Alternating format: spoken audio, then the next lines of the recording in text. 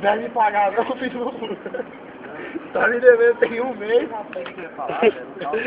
Do boné lá, doido?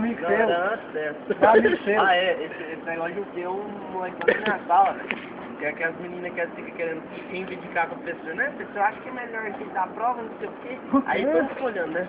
A menina começa a falar pra gastar o professor, daí ele, o quê? Dá um gritão, o quê? Repete. O quê? Aí ela fica olhando assim, você tem problema, ele fala pra ela. E o do boné? Hã? O boné foi engraçado. O moleque folgado lá que tava ele cornetando, brincando, toda vez. Ah. Parte perna, passou, chupando um picolé. Ô, vontade de morder. Ai, se minha boca fosse esse picolé. Vai, conta aí do boné. Não aconteceu nada, saiu de casa só pra bater uma perninha. Ela rindo. Tá rindo. Conta do boné lá, porra. O moleque tava cornetando, velho. Vou dar um susto desse moleque. Folgado. Aí, sei lá, falou lá.